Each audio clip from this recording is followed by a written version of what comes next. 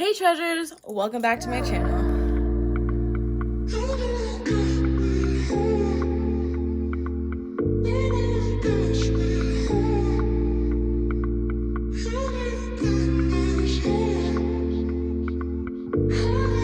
In today's video, I am going to be doing the closing book review of Verity by Colleen Hoover.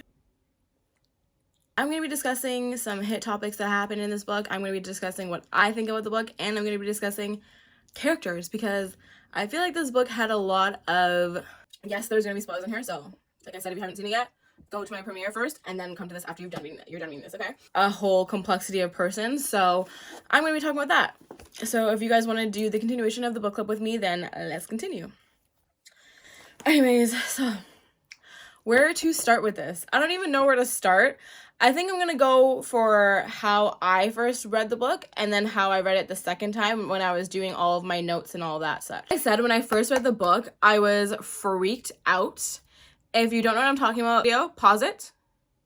Then open up my new tab and go to the video that will be up here because this is the first video, the intro to this book, okay?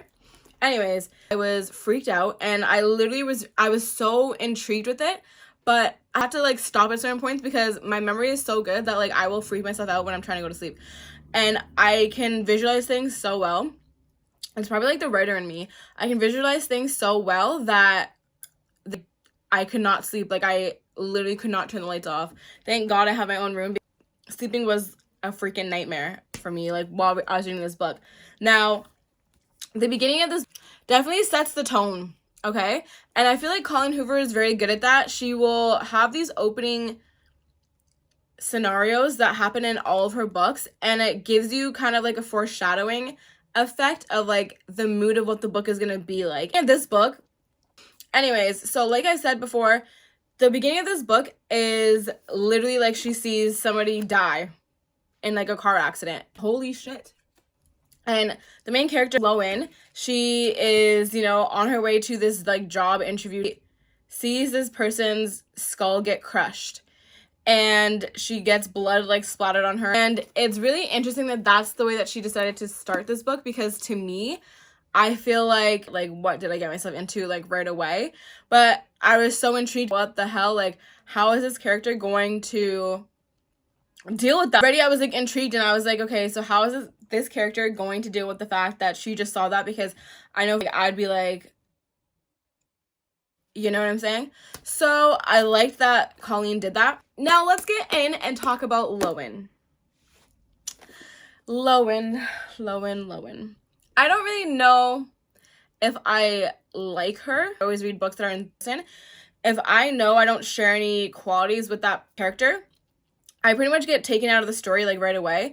And me and Lowen, I feel like are completely dissimilar, except for the fact that she feels like she is older, and she hasn't really like achieved much with her life, and so she's failed in that aspect. I feel the kind of like the same way. I mean, she's older than I am, but I still kind of relate to that. Like made me like stay in the story is like, okay, I can see how she feels the way that she feels and why she feels that way because I feel that way.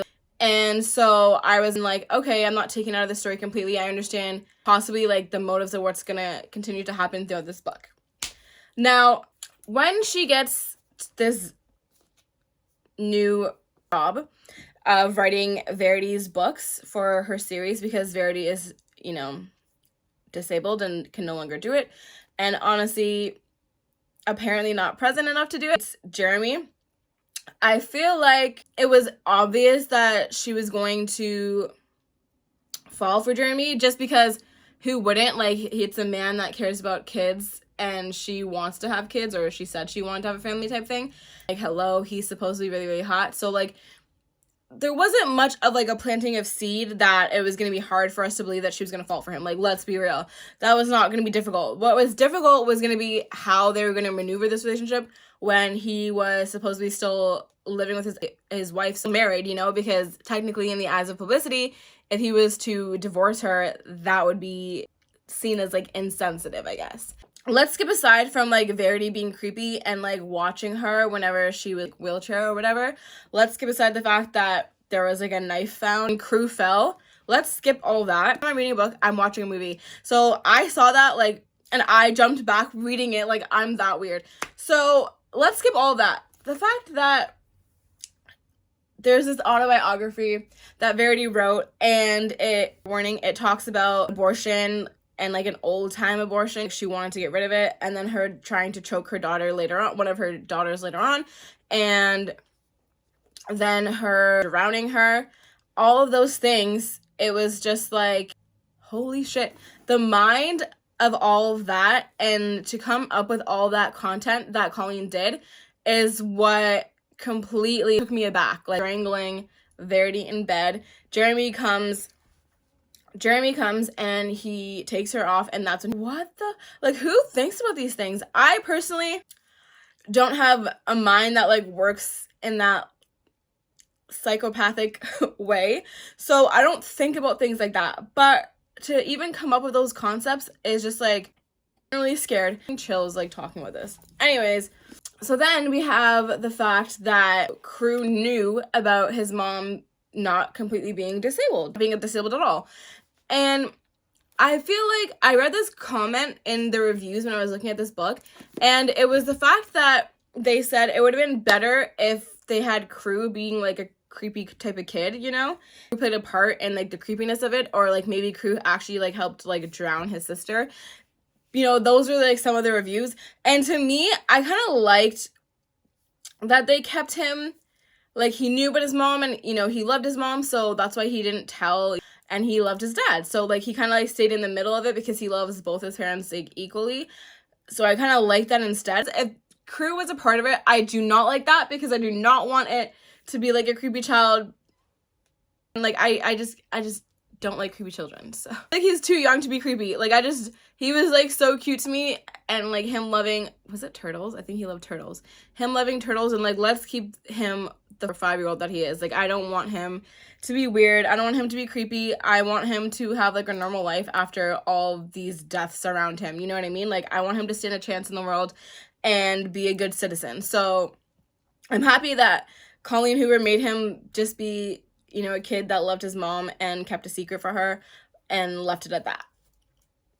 Now, let's move on to Jeremy.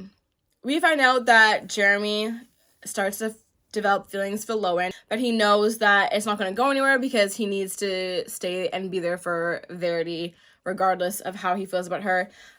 It's not completely like written in stone, but it's very, very obvious that he no longer loves his wife.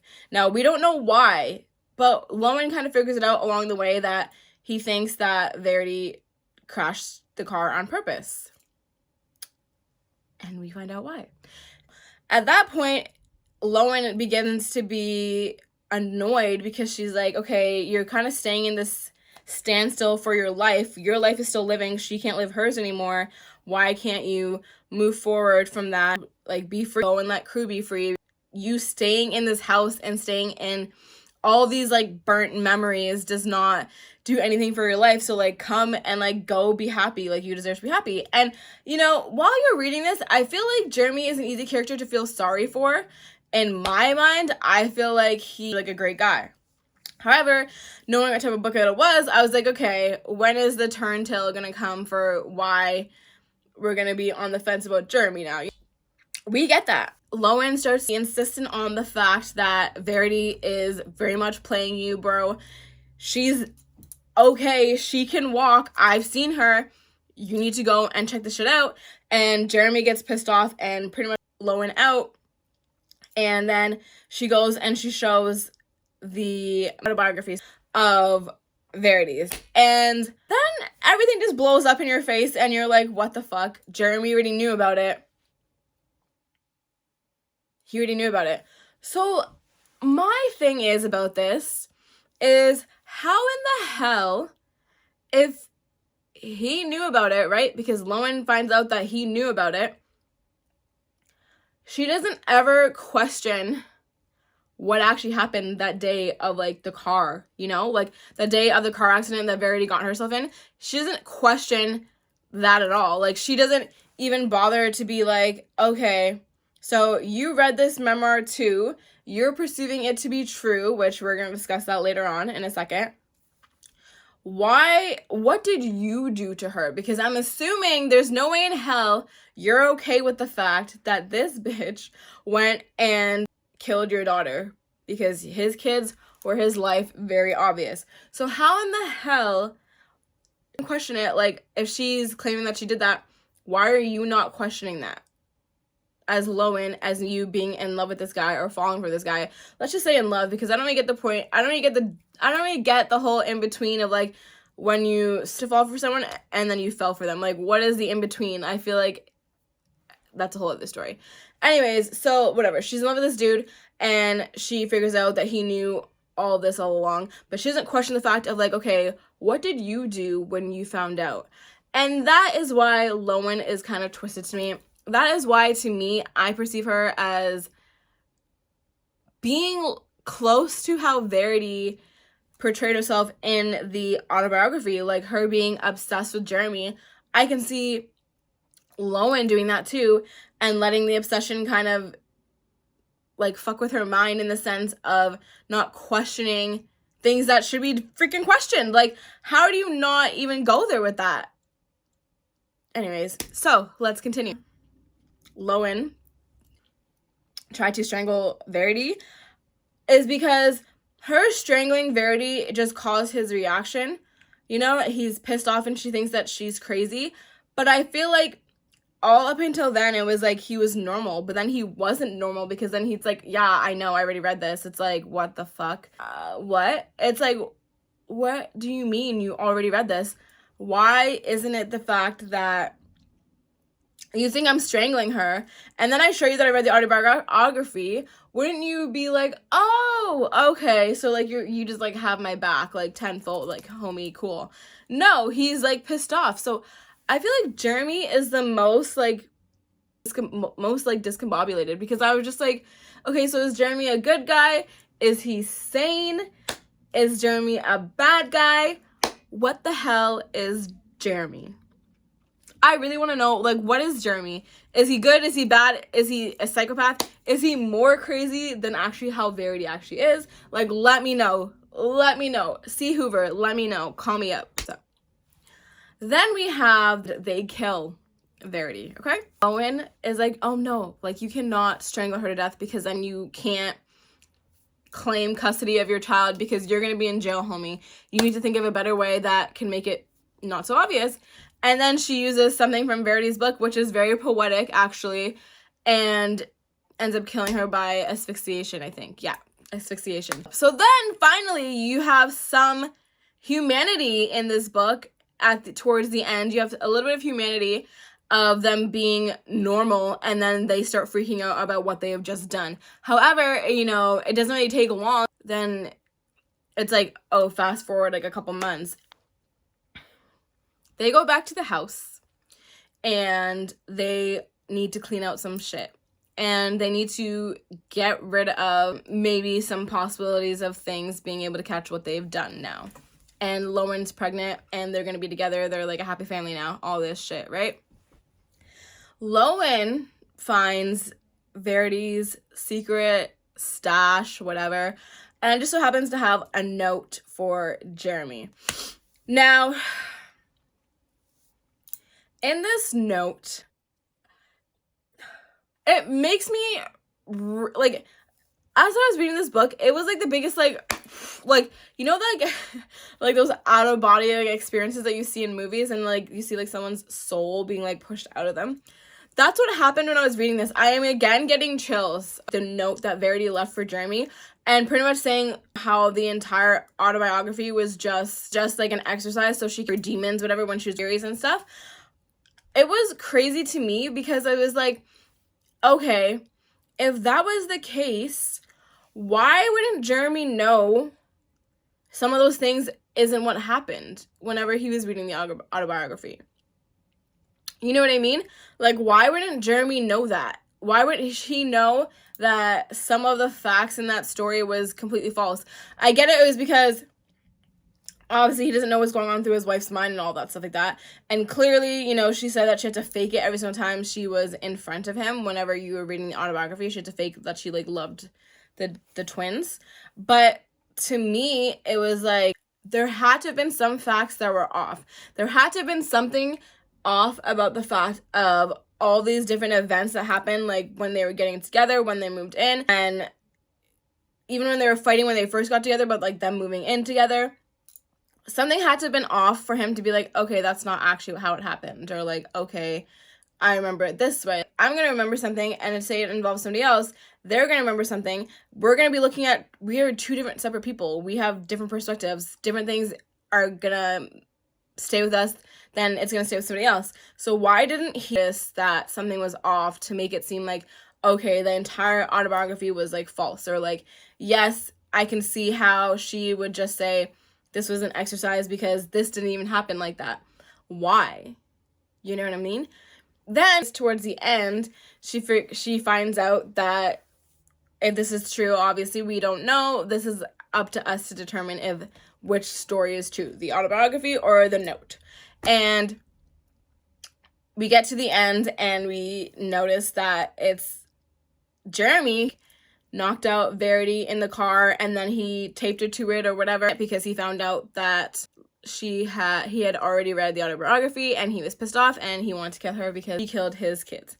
Now, this is a whole thing of like convoluted like jumbleness. Let's stretch this out. We know that Jeremy had already read the autobiography before Lowen gave it to him. We know that. In the note, it mentions that Jeremy had read the autobiography and that's why he was pissed and that's why he went and attempted to kill Verity. Why doesn't Lowen think, okay, this note could be true? Because in the note, it seems like the note is more true than maybe the autobiography, because technically we never met Verity. We don't know anything about her. We just know this is an autobiography. We know that she's a successful writer, and then we know that there's this note. There's two different types of people in both of these pieces of work, and we're the audience, the readers, are left to determine which one they think is true.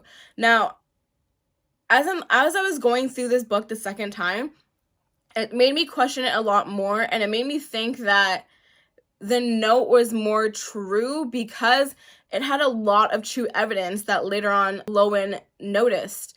And it was the fact that she noticed that, okay, Jeremy had already read the autobiography. It was the fact that, okay, she didn't mention the fact that Verity was pissed off that Jeremy was, banging Lowen in their bed, and so she locked the door on them. It mentions all that. That's all very, very true. And also, it goes back to my earlier questioning of, okay, if Jeremy had read the autobiography before, why didn't he do anything to Verity when his kids were his life? It's because he did. He's the one that put her in the car and made it seem like a car accident. That just makes the most sense to me. I don't know. What do you guys think? Genuinely, I want to have a real conversation about this because I really need to know what everybody thinks about this. Honestly, share this with a bunch of people. I want to know. Read this book. I want to know. Do you think the note is true? Do you think the autobiography is true? Now, after this whole thing happens, Lowen decides, you know what? I'm going to save my new family. I don't really care. I'm not going to question it. And she decides to eat some of the paper for the note and shove it down the toilet and all this shit and flush it down the toilet before Jeremy can read it. Now, to me, I'm getting in the beginning when you're like, okay, Jeremy seems like a good guy. Now I'm just getting the sense that, yes, this is a man that has been hurt, because his kids are dead. 2 of his daughters are dead. And he thinks his wife did it. But then we have the fact that he literally murdered his wife this time. And Lowen's like, no, My Jeremy is too sensitive. I can't disrupt my family. I can't disrupt him finally getting what he deserves, like a good, happy life and being away from Verity. I can't disrupt that. So I'm just gonna get rid of this note so nothing has to be questioned and our new lives can stay the same. Come again? No. Lowen is crazy. Jeremy is crazy. Verity, I feel like, is the only thing we don't know. Is she crazy? Is she not? Verity is the only thing we do not know. And it's funny because the book is called Verity and we don't know anything about her. The book is literally called Verity, and we, like, I feel like we knew less about her as, like, the book went on than the whole autobiography. And it's about her autobiography that turns out to be false, if it is false, or the note is false. And, like, these two pieces of paper summed up as, like, one person, and they're supposed to be the same person, and it doesn't even match. Like, I don't know. This book was a little mindfuck, and it was like a baby mindfuck. We're gonna read Stephen King, so if I'm sorry, I won't ever. I don't think I could do that to myself, but I'm okay with these, like, little, like, baby ones, these, like, little, like, mini thrillers, you know? I generally think that maybe the letter is true because I feel like that explains the scorned woman. If you're a writer, because I'm a writer, you do run away from inspiration a lot, and you cannot create magic if there's no inspiration. So I feel like her doing those exercises and creating the memoir that took events that actually happened and her changing it and making it the opposite, that makes a lot of sense to me as a writer that has, like, a 7-series or I think 6-series successful, like, book line, you know? But why wouldn't she just title it something different then? Why wouldn't she, in case her husband did see it, why wouldn't she make it practice or something like that? Why wouldn't she do that? And why did she make the preface at the beginning if it was never meant to be published, if it wasn't a manuscript, and if it was simply an exercise? Why did she make it be so real if that was the case? You know what I mean? Like, why did she make it actually look like it's ready to be sent off to, like, a publisher? So again, like, I'm mostly on the line that, like, maybe the no. So pretty much I'm, like, on the fence about everything, but I'm more so leaning towards the note. And it doesn't even really matter because I think all of these people are messed up. And as much as Colleen Hoover wanted to make Crew make him be normal, with his parents being Lo and Jeremy, I don't think normal is gonna be a thing, you know? Like, I don't think he's gonna have a normal life. Like, I think she could easily continue this about Crew later on, and Crew could be, like, a messed up child because, let's face it, this kid doesn't stand a chance, I feel like. He has 2 of his sisters that died. One of them he was in the boat for. He has a dad that killed his mother. He has a stepmommy that helped his dad kill his mother. And a stepmommy that tried to kill her first. So, yeah. What does he really have? Not a good family, that's for sure. And yeah. So, this video is late. I apologize. Anyways, guys, that's it for today's video. I cannot wait to show you guys what video we're going to be doing for the next month. And I will have that for you guys next week. Anyways, guys, I will see you guys in the next video. Me high. Nobody gets me high. You've never been this high. How did we get so